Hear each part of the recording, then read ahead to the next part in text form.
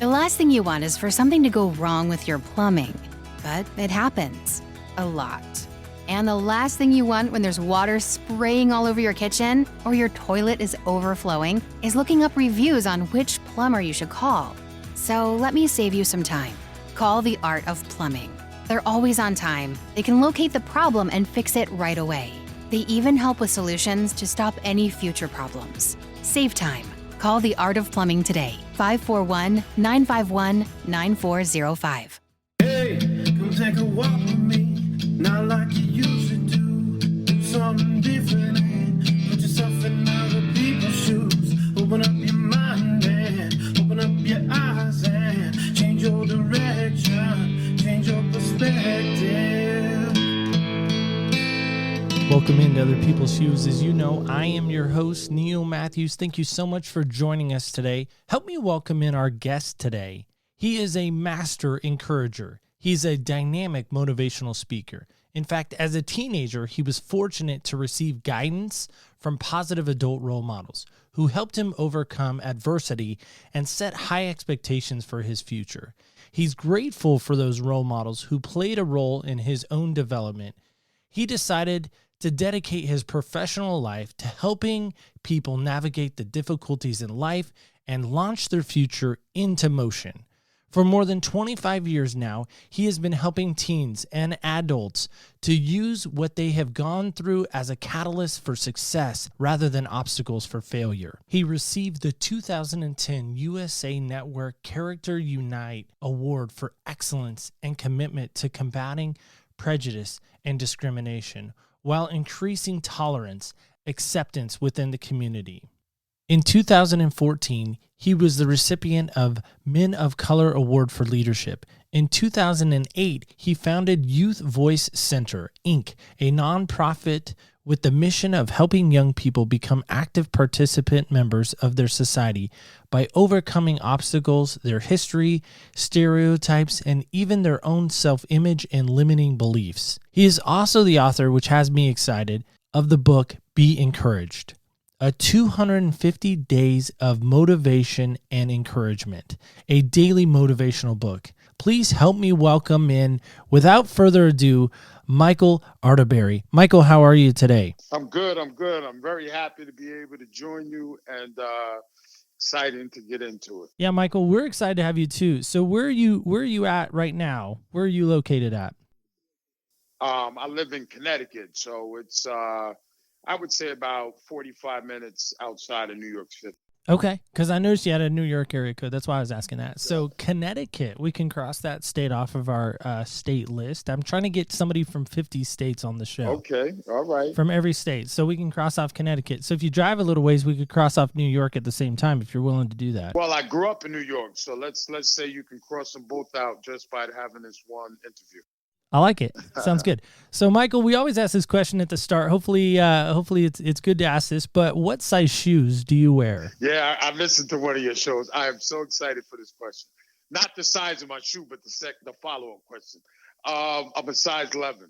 That's easy to fit in because I too wear a size 10 and a half, 11. Okay, so now the question, of course, the moment of truth. What brand or style do you like to wear? Bro, I've been waiting for you to ask me this question. I am a sneakerhead. I have over 150 pair of sneakers. And the story behind it is when I was growing up, I grew up in poverty. My mom would buy me one pair of sneakers and she would tell me they would have to last the entire year. And so as soon as I got old enough to afford my own shoes, I went crazy. But, you know, I'm crazy into matching because I work with young people. I'm crazy into matching my shoes with my outfit. So I go online, I'll buy a pair of sneakers, then I double back to my clothing outlets and I buy clothes to match my shoes. So like when you ask me favorites, I have everything and anything you could ask. First off, we need a little sound effect here, so bear with us. Finally, someone who has more shoes than I do. Michael, you win the fictitious make-believe award. My friends give me the worst time possible because I will select my shoes based on what shirt I'm wearing. So I am so encouraged by the fact that I'm not the only one on the planet that does that. So thank you for that today. All right. Yes, definitely. I'm fascinated by what you're doing. I'm fascinated by that you're allowing your voice to be used in such a positive way because let's face it, we don't have a lot of positive voices right now. Right. We don't have a lot of people that are really saying encouraging things. In fact, I would say right now, people are kind of mad. And not only people are mad, people will really have a lot of hate. And to me, there's a difference. Yeah, I can be mad at something, but when I choose to hate something, there's where I feel like a line gets crossed. Right. So before we go too far down the road, I got to ask you this. Why on earth do you have such a passion about encouragement? My life has been just full with tests. I grew up in a household with an alcoholic dad, a raging alcoholic father who raged from the time I was born to the time he died when I was 16. And so, growing up as a teenager, I had days of peace, but they never were fully peaceful because I would always have this essence of a person that taps you on the shoulder and reminds you like, listen, don't get too happy today because you got to go home tonight. So, I never had balance as a teenager and, growing up. On top of that, I grew up in poverty. Both my parents worked full time. My dad was a bus driver. My mom cleaned homes for a living. And so my dad's money went to drinking. My mom raised 4 kids with just housekeeping salary. So we didn't have much. And then dysfunction. When you have an alcoholic dad, your siblings are coming through the same environment. They're teaching you the best that they can.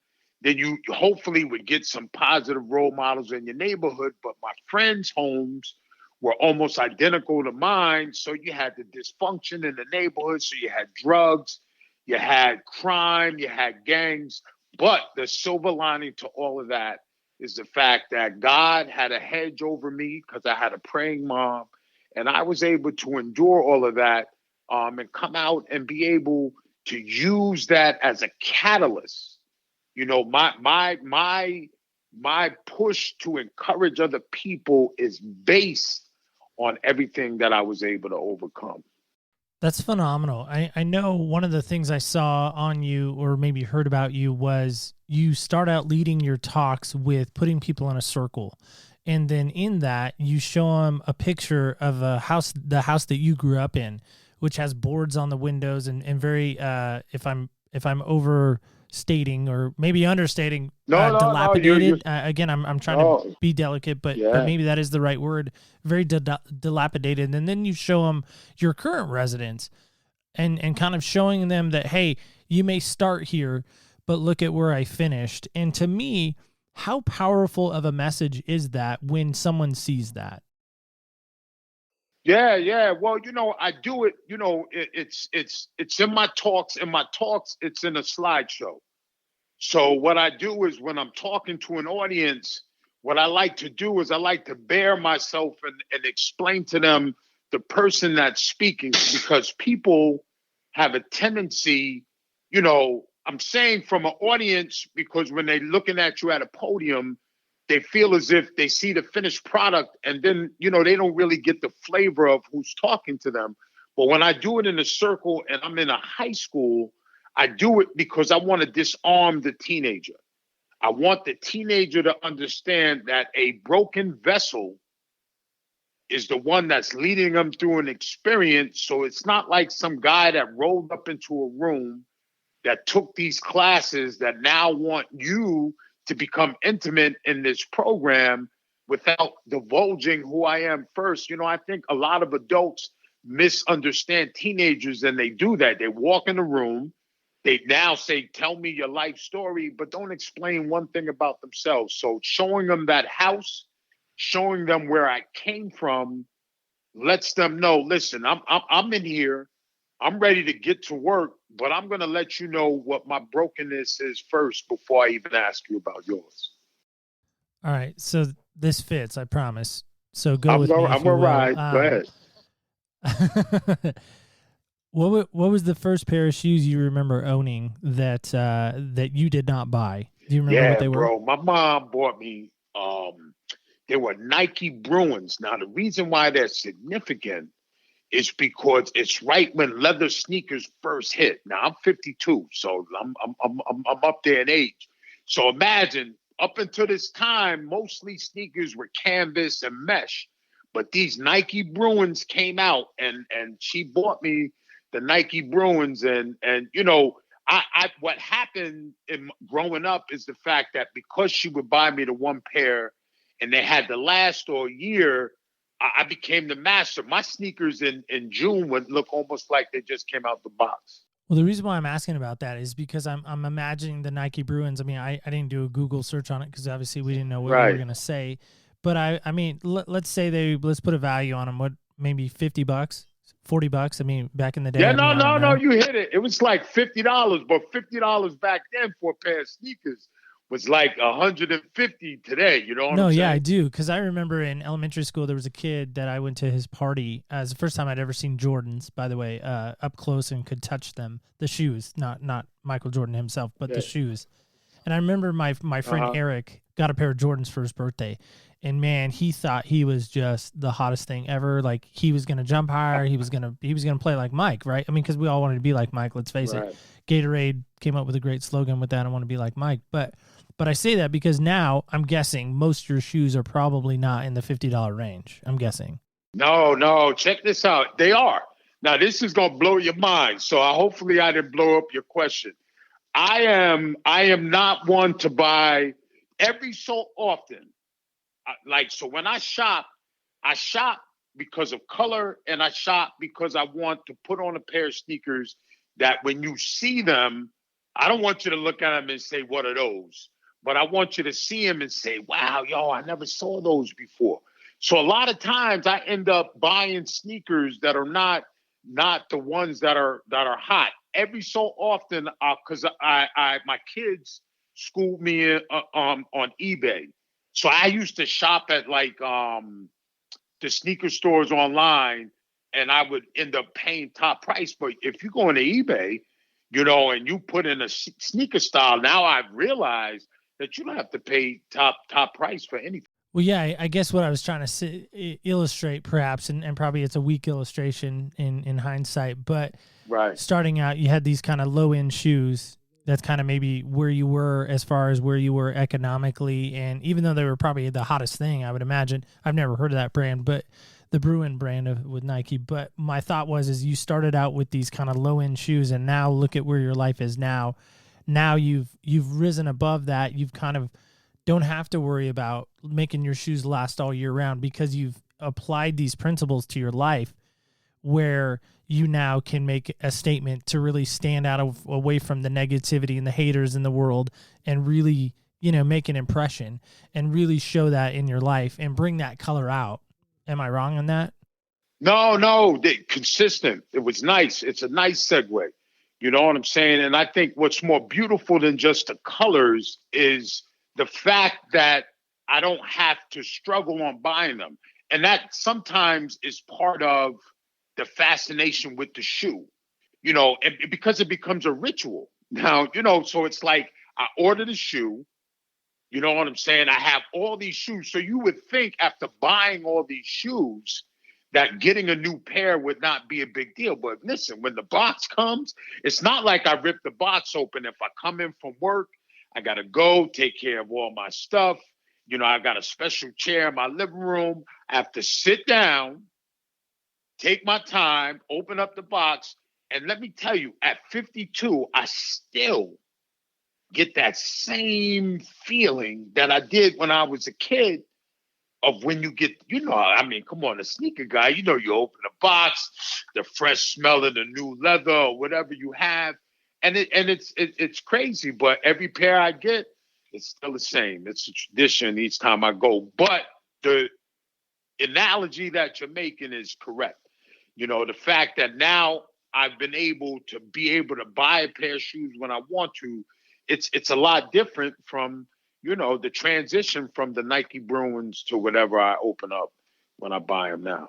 I would actually try to find a pair of Nike Bruins and just have them in the rotation, if you will, of shoes. So just a thought. Yeah, Who knows where they are? They're probably really They expensive. probably don't even make them Probably anymore, not. But I know. I've been looking for some British Knights a while back, and I haven't been able to find those. But anyway, yeah, that was my first like name brand pair of shoes was British Knights. So they were all white. I don't know what my mom was thinking, but they were all white. Sorry, mom, I love you, but I don't know what you were thinking. But going back to this, you talk about in a lot of your talks and in a lot of what what the information you're presenting, that you had great mentors along the way. I mean, right. That's my understanding. So I'm just trying to figure out, if you didn't have those, like for some reason we can take them out of your life, they never existed, not the people themselves, but I think you're following me.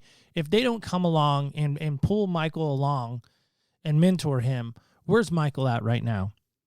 Oh, dude, I got a needle in my veins, or I'm sitting in the prison cell. No doubt. And the reason why I say that is because I have peers that grew up side by side with me who didn't have those individuals I had, and that's where they are. You know what I'm saying? If they're not in prison, they fell victim. During my era, the drug that hit the market was crack cocaine, bro. And it came in and it hit like a ton of bricks. Nobody knew what it was. The whole mystique of the drug is if you smoked it once, you never stopped. You know what I'm saying? And a lot of my buddies got on this drug and they got hooked on it. But, a lot of them ended up in prison, and they ended up either drug addicts selling drugs. You know what I'm saying? And I still go around my neighborhood because my mother still lives in my hometown. And what's even worse, the saddest part is I do my program, my youth development program. I do it in my high school. And the craziest thing is to have a student walk through the door, and just by looking at the face, I can tell them who their father or their mother is. That's crazy. Yeah, it is. That's really crazy that you know who they are still. That's crazy. Yeah. Genes. Some of the genes are just so freaking powerful. I'd be like, oh man, or catch their last name and boom, I'll blow their mind because I'll run through their whole family tree. Wow. Yeah, when you talk about crack cocaine and you talk about how that hit the market, I can't help but think of a basketball player by the name of Lynn Bias. I don't know if you remember that guy or not, but my understanding with Lynn Bias is he really did. I mean, as far as I know, he had one night, and I don't know if that's true or not, but he had one night where he basically tried cocaine for the first time, and that's what ended up leading to his death. So what I'm hearing you say in that is that you had really two choices. You had the choice to go down a drug road, or you had a choice to go down a different road. Is that right? Yes, it is. That's correct. I had a choice between the two. And what happened is the fact that with the positive role models, God blessed me with an athletic ability. So what my mom did is, rather than sending me to counseling, which is forbidden in a lot of circles, but definitely in the African American home, she put me into sports at the age of 8. So I played basketball, baseball, football, and soccer from the age of 8 until I graduated high school. Now, if you allow me to toot my own horn, when I graduated, yeah, please, definitely do it. I could have gone to college to play all 4 sports legitimately. So I could have went for basketball, baseball, football, or soccer, but I picked football. But the sports is what really gave me the ability to not get touched by all that negativity. And what I was able to do, of course, in my mind, it was my mind, but when I look back, it was God placing everything in cycles, is I was able to use my coaches. So I grew up in that turmoil, but in my mind, I lived in a normal home. My coaches became my father figures. My teammates became my brothers and sisters. And then the positive accolades I got from the success of playing the sports became what a parent would give a child in a normal home. So imagine a kid growing up in all that turmoil, But I didn't get touched by a lot of it because all those other things were happening. I had these coaches coming in my life. I had these teammates that, when you're younger, they're girls and boys because of soccer. And then when I get older, these become my brothers. And like I said, I was good. My name was in the paper every week. In high school, I was so good that I went shopping in a few towns away where they have these like outlets, and a guy saw me play on TV, and just by seeing how good I was on TV, he gave me all my clothes for free. I need to find that guy. Yeah. And I need to get on TV. It sounds like so. That's fun. That's pretty awesome though. That you had that much attention even back in high school. But again, I love what you say that you didn't allow it to. What was that phrase you said? Almost like you didn't allow it to grab onto you. That you didn't allow it to distract you. Right? Am I hearing that again? Right. Right. Okay. Yes. So going back to this, like you have this great success in high school, right? You have, college is looking at you, as we alluded to at the beginning. My beloved Tar Heels, even though we don't have a great football team, we wanted you to come play football for us. I say we because, I'm a Tar Heel. Not graduated, but by default, I make myself a Tar Heel. But anyway, birthed there. So, but I see that because I'm wondering about this as well.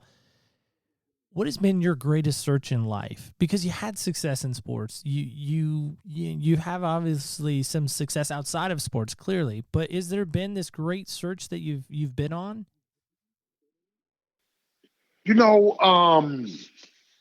Has it been a search? It hasn't been like a search, but it's the only way that I can really make it so that we can really understand it is my faith. And I say that because the accolades and all of that was fun. But once I became a born-again Christian, it made everything make sense. So the search became, what can I do to get in line with what my purpose is in life?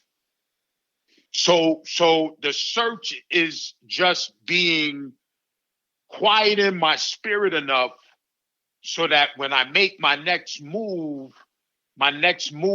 is in line with what God wants rather than what my flesh wants. Well, I'm going to play the other side of the fence, if you will. So some would say, God isn't real. You're believing in something that's not real, right? You're believing in this fairy tale or this make-believe book, i.e. the Bible. It's really yourself that you're getting this power from. You just saw bad things. I mean, let's face it, crack cocaine is scary. Needles. I don't want to be shot up with a needle. That sounds awful, just from a personal standpoint. Right. But what would you say to those naysayers that would say you're again fooling yourself and it's a fantasy? Well, what I would do is I would walk them through my life. And once they see some of the things that I've been able to endure, some of the things that I've came through, if you can humanly just do it on your own, then you Superman, bro. Give me the title. Give me a shirt with an S on it and just title me Superman, because there's no way that I've been able to survive the things I've been able to survive just on my human capability. So let's ask about that. Let's ask about that. So then think of that darkest moment that you realize that, hey, this isn't Michael getting him out of this. This is somebody higher power. Dude, listen, let's start with the alcoholic dad. I watched my dad physically beat my mom for the 16 years before he died. That's one.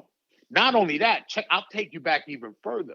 I realized as a kid, 3 and 4 years old, that if I sat on her lap, he would retreat and not beat her, but he would verbally abuse her. So I remember as a kid sleeping in my bed, hearing my parents go at it in the next room, crawl out of my bed, 4 years old, go into the room. Now you would think your mom would tell you, go back to bed, honey. No, she would allow me to sit on her lap because, of course, she didn't want to get beat. And so that's the beginning of the turmoil. So this father continues his his ruckus as things goes on. Now check this out. I got a sister who became a CO, a correction officer. So she lived in a home that I lived in. She became a correction officer. When she became a correction officer, you know what I'm saying? She got issued a gun.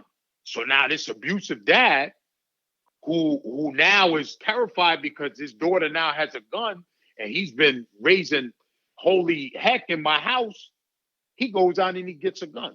So he gets a gun for his daughter because his daughter is legally issued a gun. And now I remember getting on the bus, maybe 12 years old.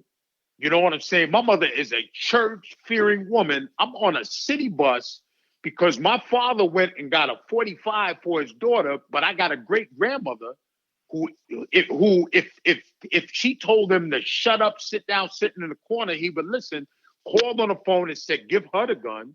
So I'm on a city bus driving with this, with my mom with this 45 in the freaking in a pocketbook, and we took it to my great grandmother's house. Now I can list. I mean, we could keep going, and I would just list all these things. Listen, when we go have Easter at my home, and we start bringing back the stories, we have to stop because they could be lifetime movies. So when I say to people that it has to be a higher power, there's no way that a human could come out of my situation and not be in the loony bin. Yeah, Michael, I hope you know I was just trying to give the other side of the fence. That's all. Yeah. But I think we're on the same page, man. But I in fact, I don't think I know we're on the same page, and that's why I asked that question, because I get that a lot from people who want to attack faith, want to attack where I'm at, and they want to say, well, you're just believing in this make-believe storybook. If he was really real, he would do this. If he was really real, he would do that. But that's what I want to ask you. I mean, do you ever remember as a child ever praying to him? I'm guessing you probably knew him back then. Ever praying to him and saying, God, get me out of this situation. God, if you're really real, maybe in anger or maybe even some tears, if you're really there, get me out of this. The craziest thing, and you will believe this as a believer, is no, because I didn't know him like I know him now. See, he wasn't my personal God back when I was a child. My mother was a praying woman. I was forced to faith by my mom, and I rejected it only because of, believe it or not, it had to do with the faith that I was being raised in. I was raised as a 7-day Adventist. So as a 7-day Adventist, they believe in the Sabbath. So like, imagine as a kid growing up, my mom worshiped the Sabbath. So like, I couldn't do anything from sundown Friday to sundown Saturday. So I mean, cartoons, playing with my toys. When sundown hit Friday, I was locked out. So, when you do that to a child and you're trying to talk about God, it was hard for me to digest it. Now, the only reason I broke from that is because that alcoholic dad had some sort of revelation. He comes in my house and he tells my mom, listen, don't bring him to the church anymore.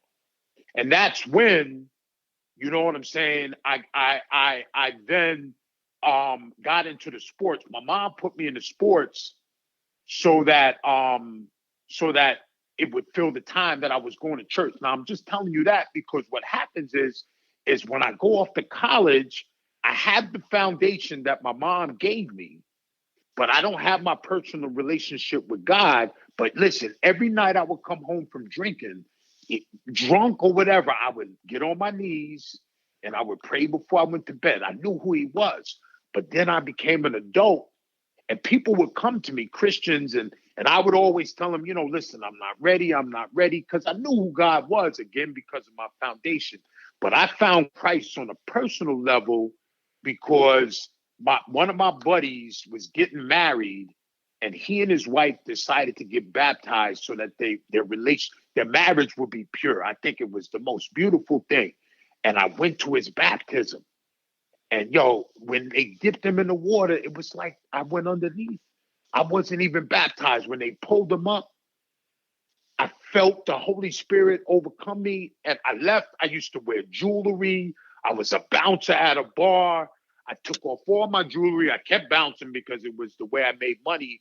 But I dove into my Christianity, and he became my personal God then. And that's when it started to walk out, and it formulated differently.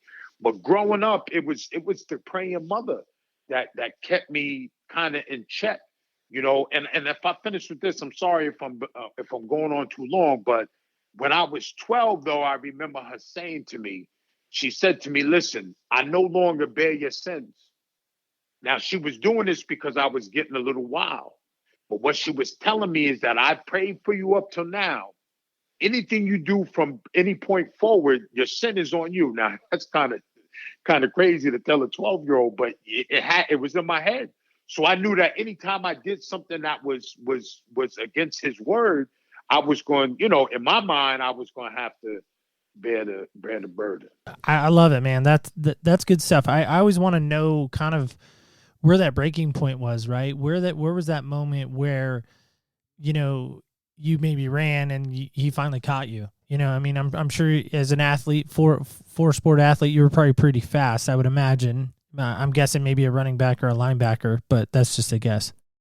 Right.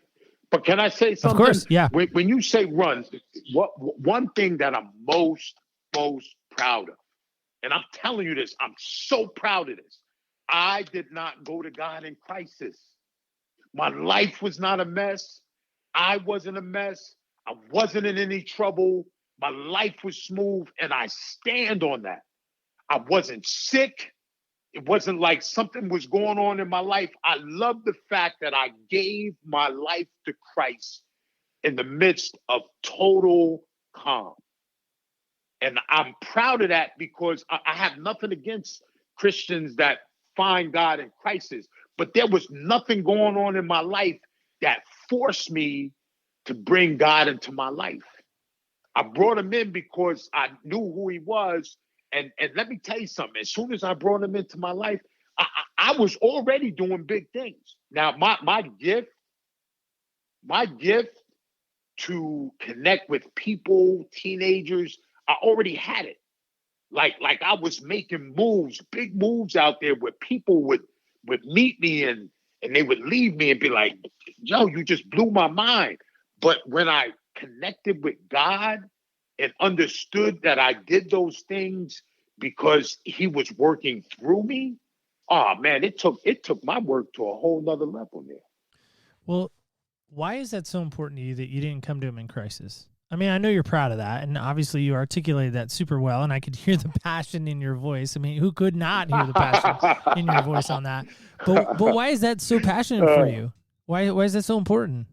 Because you know, I feel as if, you know, and I obviously from how passionate I am about it, my relationship with God, I feel we really tight. But I say that because sometimes I have issues not judging, but and I get upset when you have Christians that come to him in crisis, they pray to him, he brings them out of the crisis. You know, it's like in the Bible with the lepers. You know, they all went off, but one came back to thank him for changing them. And so I'm proud of the fact that he didn't have to stop me in my tracks to let me know how I needed him and he should be part of my life. All he did was dip my partner into the water. You see, all the Holy Spirit did was just tickle me. And so for some people, it takes the fact that he gets tickled, you walk out of the church, and then for months down the line, the Holy Spirit keeps bringing situations to you to make you say, you know what, maybe I should follow this. I'm proud of the fact that the water was enough. And I never turned back since. You know, when you talk about backsliding, you know, I lived most of my life as a non-Christian. So when I say habits are not like I go back to a drug. You know, if you're not careful and if I get around my college buddies, you know, if I stay there long enough, you know, I remember how I was before then. So that's what I mean by backsliding. But the reason why I stand on it is because, you know, as a mature Christian, to be able to praise God in all situations. I take merit in that because you get a lot of people where he takes them to the basement, to the dungeon, and they still not willing to give their life to him. Yeah, no, I assumed that was kind of the answer. I just wanted to make sure, I guess. But no, I love that. I really do. So let's talk about our current culture. Can we do that for a second? Is that all right? Yeah, Okay. yeah, let's go. So I do not know what it's like to be an African-American man. I don't. Okay. I'm never going to know that. As much as I want to try on any pair of shoes that we come in contact with person-wise, right? Shoes being the analogy of the person, right? I'm never going to know what it feels like to be you.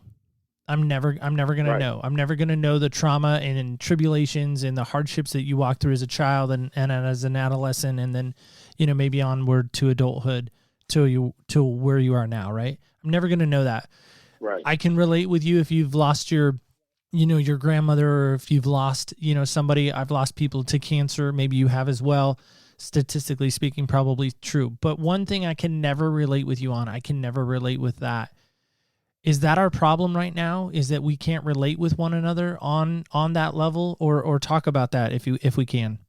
Listen, of course, on the podcast that I've been on, some have invited me on just to specifically to address that. Can I just say that's nuggets. Not why we asked you? I want to be clear on that. I want to be clear on that. That's not why we asked you. We asked you because we feel your message brings value. That's why we asked you. I want to be clear on that. Like, we're not having you come on because we need this sounds totally disrespectful. We need that token black guy, right? We need that. That's not why we're having you come on. So I just want to be abundantly clear on that. All right. But I'm so open to share this with you. So don't feel like you stepped on my toes. I figure you would tell me if I did. So. Yeah. No, I would. I'll let you know. But let me tell you something. And this is fruitful. And I want your listeners, any of your white listeners, that I'm an African-American man and I'm going to give you a jewel.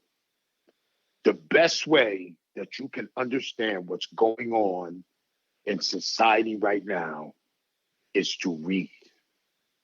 Don't talk.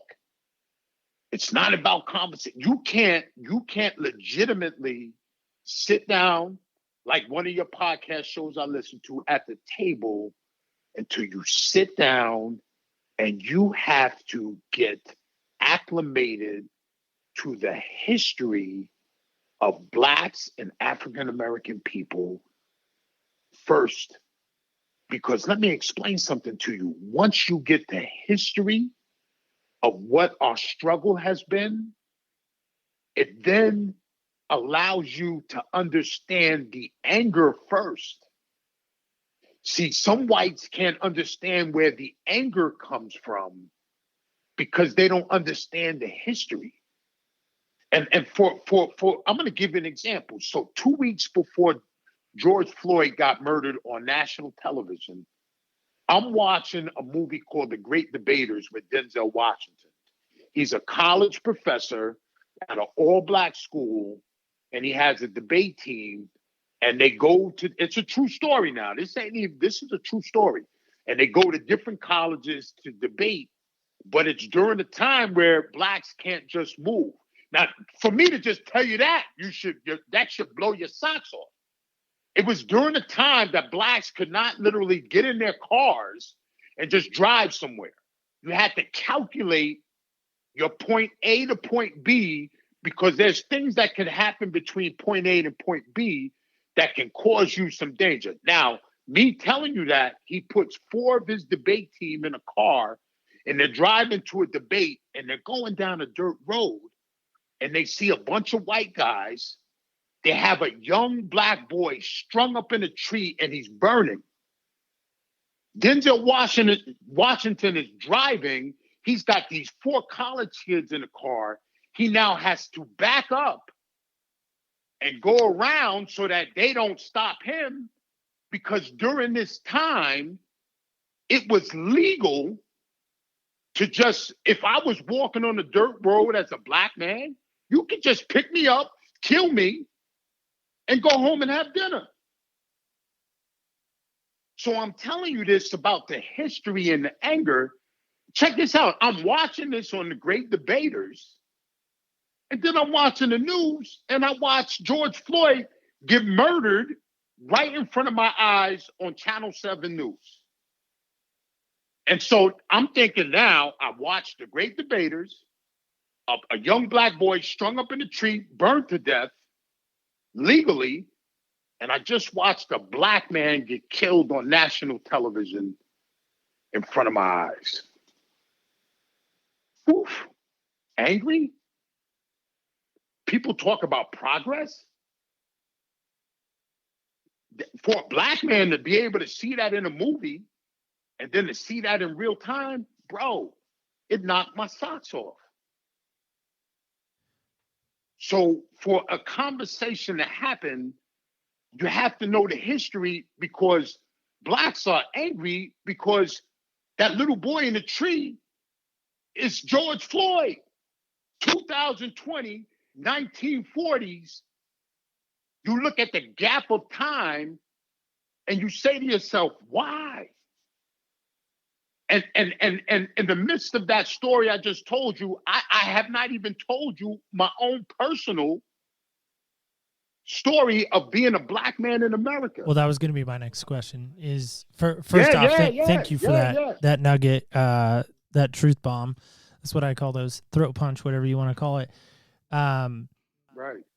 Before we get to my next question, I want to ask this. As a white guy, that's what I am. I'm a white American. I'm a white guy from Oregon, even, which probably has me even worse because people say things about Oregon about we're not a very friendly state. I don't know. I've heard that. Right. But as a white person to you, do I need to apologize to you for what has happened in the past? Do you feel like? No. Because I didn't do it, right? Bro. I mean, I don't want to. I don't want to go too racist. I don't want to get too political. That's not what. Not what our show's about.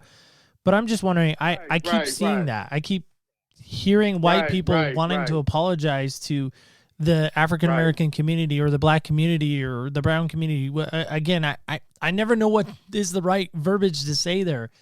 But you called yourself a black man, so we'll go with that. African American man, right? So we'll go with that. But we just met. We've never talked before until this moment. Right. But here's where I am as a white person. I'm gonna get in my shoes for a quick sec. If I did something to you that offended you somehow, Michael, I don't know how. And again, I consciously would never try to do that. But let's say I did, right? Let's say even during our talk today, I offend you in some way, and you come back to me afterwards and be like, "Listen, bro, you said this. I really was bugged by it. You shouldn't have said that. Will you take that out of the show?" Absolutely, of course I would, because I don't want to offend you. I wouldn't knowingly try to offend you. And there's the difference. Is I feel like if we're going out and intentionally trying to offend people, and I'm not even saying black, white, brown, red, whoever, purple, whatever whatever you want to be, I'm about not offending someone. Now, if I say something that does offend somebody, I would hope that they would be able to come to me with grace, with love, and say, "Man, you said that really bugged me. Please don't say that again." Cool. Sorry, didn't know. Great. Let's move on. Let's be friends if we can, right? But this whole idea that I need to go back to what my ancestors did against black people potentially and somehow seek penance for what happened, I don't know. I just don't feel like that's my job to do. Speak to that if you wouldn't mind. Right. Oh, wow. Well, that's a great question. And listen, the first thing I would tell you is no. You don't owe me any apology. So the people that see what you're getting is, in the midst of the anger, you're getting split messages. It's like, and I don't want to go there, but I'm just going to throw it out. It's like defunding the police. That one term, if you spoke to 10 different black people, it could have 10 different messages. So what's happening in the midst of the turmoil, the messages that are being presented are coming from for you being a white man from so many different directions. But any place where you feel you're getting bombarded with the feeling of apologizing, no. But what I will say as a black man, And this is where I think society is a little uncomfortable, and some blacks are trying to just get this message across. We don't want, I don't, let's stay with me. I don't want to talk about Yeah, if you anybody don't else mind, let's but stay me. with you. Just For because me. it's Yeah, your yeah, yeah, perception. let's It's stay, not yeah. someone else's, It's if you don't yeah, mind. And I yeah, appreciate that. yeah. Let's stay with me. I don't want you to apologize for anything that happened with your ancestors, but I do want you to acknowledge it. You I feel think I me? do. So if I'm hearing you right, like I do acknowledge the fact, as an example, my grandmother grew up in Arkansas. The story I heard Right. growing up as a child is she picked cotton as a child. That's how her family supported, their life. Her mother had died early, and she was picking cotton. And then she called them Negroes. Okay. That is the word she used. She did not use the other word. Okay. I want to be clear on that. Uh-huh. But she said they came in and they could pick cotton faster than she could for whatever reason. They ended up getting let go from wherever they were picking cotton, and they hired these, she called them people, the Negroes, instead. And so I think she grew up very resentful of the fact that she lost her job because of those people, right? Which, let's face it, naturally, anyone would do that, right? If I'm, it doesn't matter whether the situation is. And so for that standpoint, I was always wondering about, and I never really got a chance to ask her because she died before I really could dig in as an adult or, young adult and really dig into this question. So I don't know. This is unanswered for me. But that's what I'm trying to figure out. I don't ever have resentment towards people of color because of that reason. Because for me, when I heard that story as a child, and even as an older, adolescent, I thought a lot of my friends are black. I don't dislike them because they took my grandmother's job. As a child, I know him as my friend Justin. I have a friend Evan who was on our show recently. I have another friend named John. Both of them are black men. I love them dearly. I don't look at them any differently because they're black. I might tease them a little bit, but it's in fun, and I have that relationship with them. I can tease them on that, and they tease me right back. But I don't look at someone of color and say, man, we were so mean to you as a society. My family was. Let me give you everything I own because I was so mean to you. I didn't do the injustice. I do acknowledge the fact that you were hurt. I won't ever forget that. I love movies like The Debaters, like you're talking about. I love the movie Glory, another Denzel Washington movie. I love the movie Glory Road, which has the Texas Southern all-black team, right? Most of them are black players. I love those movies because it reminds me, remember the Titans. I remember, again, man, Denzel has been in a lot of movies that are about racism. It feels every movie I think of, he's in a Malcolm X. Right. But my point with that I'm trying to get at is the fact that we're not having that conversation. We're not sitting at a table. I'm not hearing you out. And I think that's what's so powerful in what you're saying. So thank you. Don't ever be afraid to say that to me, at least. And again, I do acknowledge what my family did to you, if my family was a part of it. I don't even know. And that's the other part. We don't even know because we don't know our history. Right. Back to the jewel. You know what I'm saying? But yeah. Listen, it's something that it would have to be a podcast on its own. But there's so much there. It's and that's why it's been avoided for so many years, because the conversation in itself is big, and people, you can't just, I always use an analogy of people trying to break down their problems, and what people get overwhelmed by their problems because they look at it as if it's an entire pizza pie. So like if you're dealing with something in your life, you look at it like the pie comes to the door and you try to eat the whole pie. And when you try to eat the whole pie, you get a stomachache. I mean, that's just natural.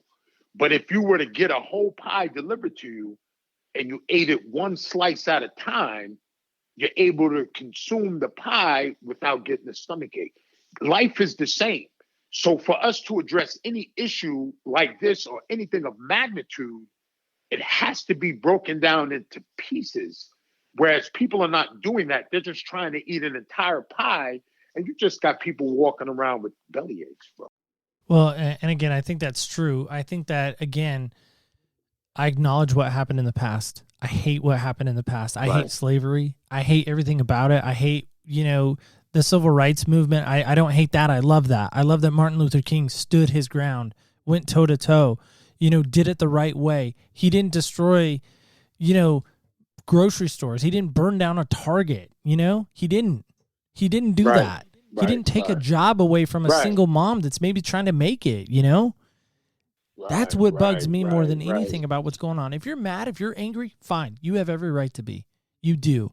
My father defended the right for you to be mad and angry. He was a Marine. He defended that right. Right. But what you don't have the right to do is destroy something that somebody's livelihood. That's not okay. I'm sorry, that's my soapbox. But going back to you, because it's not about me right now. I want to finish up with a couple of things. One thing that just shocked me, we always send out this questionnaire, and first off, thanks for filling it out. Not everyone fills it out, so you get another gold star for filling it out if we were handing out gold stars. Right. But you have this quote, and it really spoke to me, and I wanted to share it. Short-term thinkers plant gardens. That in itself sounds cool, right? Long-term thinkers plant trees. Eternally minded thinkers plant themselves in the souls of others. Michael, where on earth did that come from? So this is the deal. And where it comes from is I feel as if people, 90% of the world live unconscious. Only 10% of the world lives conscious. I mean, I think I even found that. I got to find the exact scientist or whatever it was. But what I'm saying in that quote is this. If people lived a more conscious life, and it's part of my goal as an individual, is that when you leave me, when our interaction is over, I need to leave you first and foremost when we hang up the phone, or if you walked out of the door, like you just stop and you're like, whoa, like what was that? And you don't have to create it to be fake, but if you go into it with the right state of mind, it facilitates itself. And that's what I mean by eternally minded.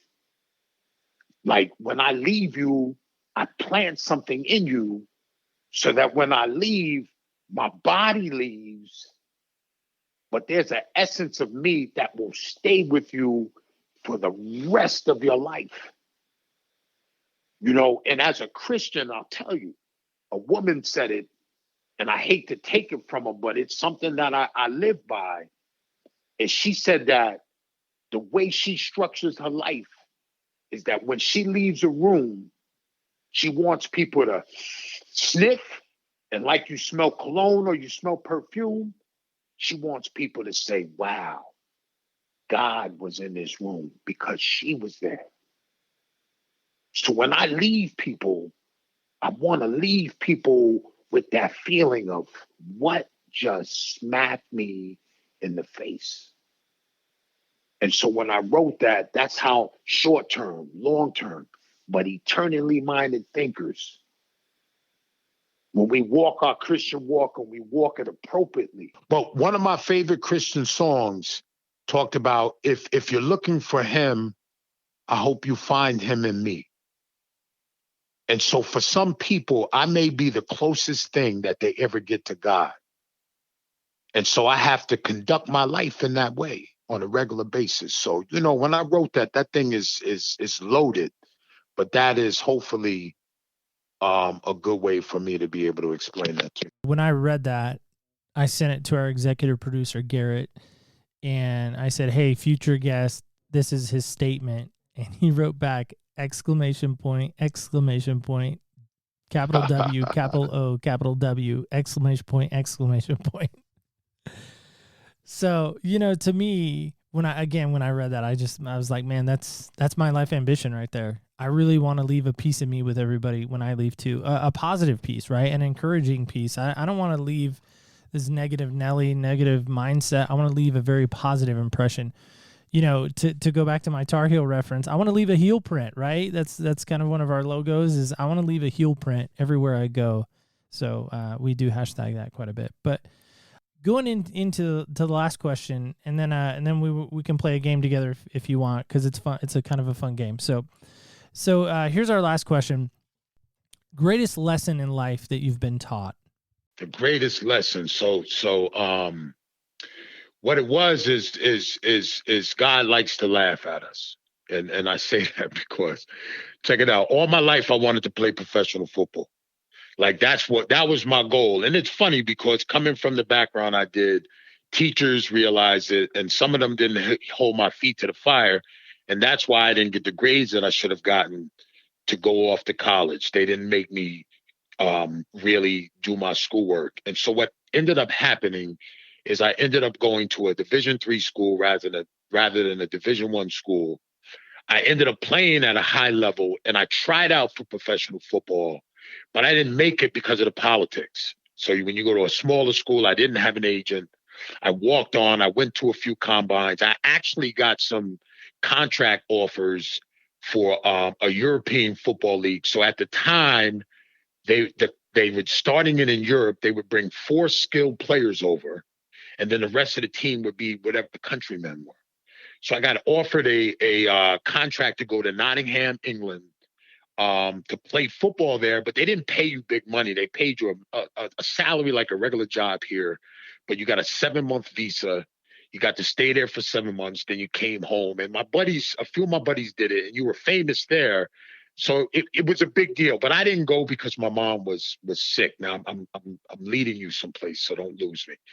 But I say this to you because I didn't go. I didn't pursue professional football. And for a while, it was like a thorn in my side.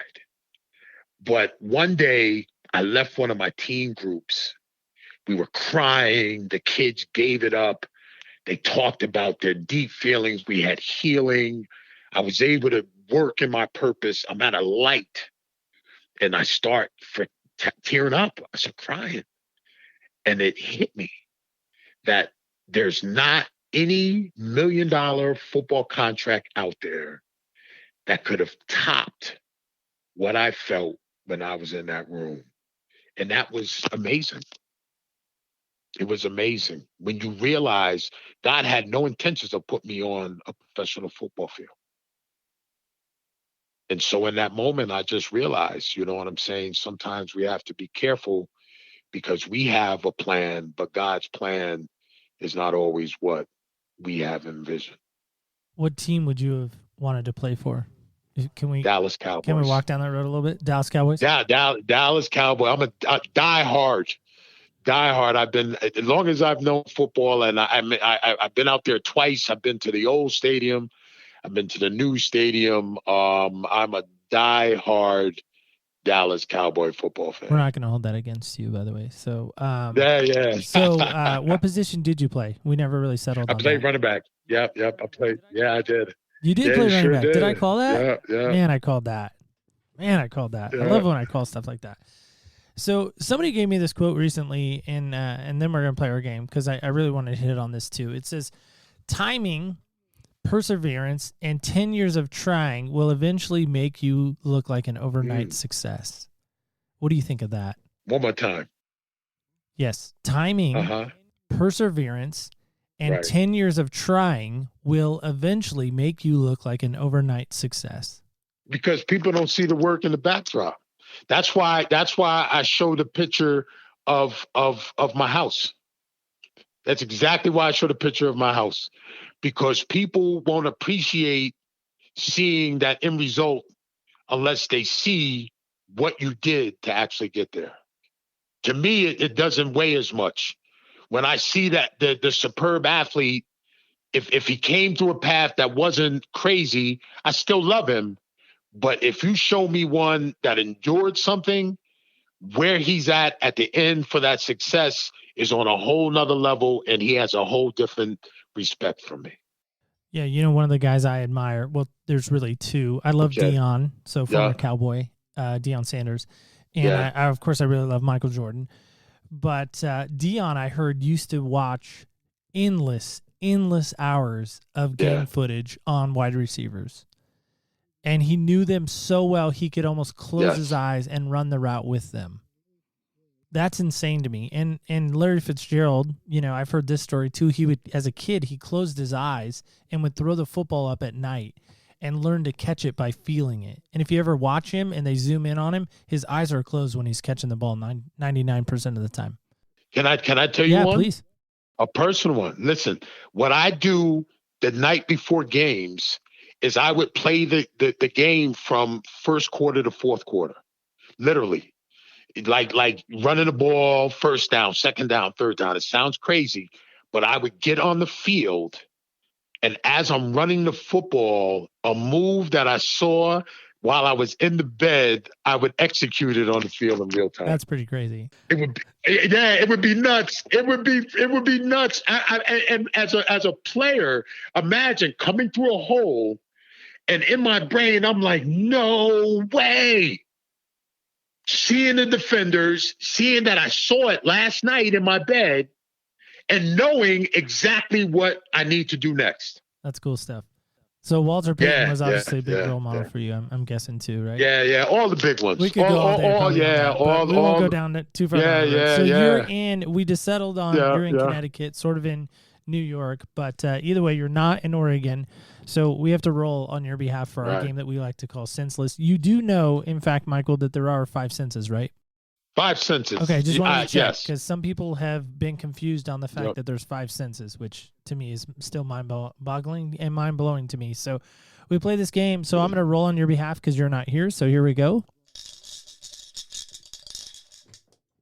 In my North Carolina light blue cup. So just got to get another Carolina reference in. This is my favorite question. You got the wild card question, and it is this question. You're going to dinner, breakfast, lunch, or dinner, your choice. This person is paying, so whoever they are, you get one person, dead or alive, to go to dinner, breakfast, lunch, or dinner with. Who are you taking? Who's taking you to dinner, breakfast, lunch, or dinner? Who's that one person? Denzel Washington.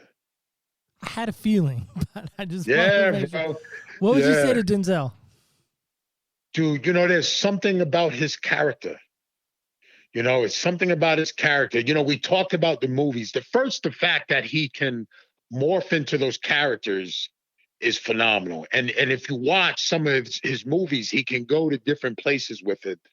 But I've seen him off screen, and there's something about who he is that speaks to my spirit. What would be your number one question you'd ask him? How to remain humble in the midst of so much success. You really don't see a lot. In fact, somebody would fact check me on this for sure, and I'm okay with that. But I've never seen his name in the tabloids. I've never seen him be accused of stepping out on his wife or be accused of any kind of sexual immorality or anything like that. Never once. He speaks his mind. Yep. But it's a quiet, almost a quiet speaking of mind, Yeah. He's just super, super chill guy. I would put him on my list of one of those people to sit with. So, Michael, I'm going to give you the last word. What do you want to say, and how can people get in touch with you to learn more about what you're doing and what you're a part of? How can we do that? Well, you took my closing. So my closing was I always close with the short-term thinkers. So you stole my I stole thunder. Your thunder? Well, I just love that quote. I'm sorry. That's I'm sorry, okay. man. I didn't know. But that's all right. Okay. So they can just refer back to that. We'll that's note that my in quote. Our show notes for sure. But right now. But yeah, right now, what's going on? The big thing I'm doing now, and I want everyone to know if they enjoyed me on this podcast, I'm now relaunching my book. Where if they go to shakethedirtexperience.com, and this is you as well, you get a free copy of my book, and you'll get to learn some more things about me and some of the things that I'm doing. So say that again, make sure we hear it right. shakethedirtexperience.com. Okay, shakethedirtexperience.com. We want to make sure we note that in our show notes. So if you're curious about that, go check that out. Anything else we need to know about you? Yeah, listen, social media, you'll put in the show notes. One of those guys, Instagram, LinkedIn, Facebook, friend me, inbox me. The the energy that I give on my podcast is who I am 365 days of the year. So, I'm the encourager. So I don't take the hat off. You know what I'm saying? I'm always available. So, they can find me on all those platforms. I got a website for my public speaking, which is michaelarterberry.com. And then I have a nonprofit, which, we didn't get into, which is youthvoicescenter.org. Okay, so people can go check out those items. And again, those will be in our show notes. So please take a look at those. Michael, thank you so much for coming on today. Yeah, thank you. Thank you. I had a blast, man. I had a blast. Well, we, of course, had a blast with you. Guys, I just want to encourage you in this. I know it got maybe a little intense for some of you, that, our racial conversation that we're into, but I want to start that conversation. I want to continue that conversation. And if you want to continue that conversation, look around the people in your life. We say it so often. Really, when you walk in other people's shoes, you really do get a different perspective on life. Again, I say it. It's fun to say. But guys, there's meaning behind that. I feel like today we got a real sense of who Michael is. We got to walk where he's walked.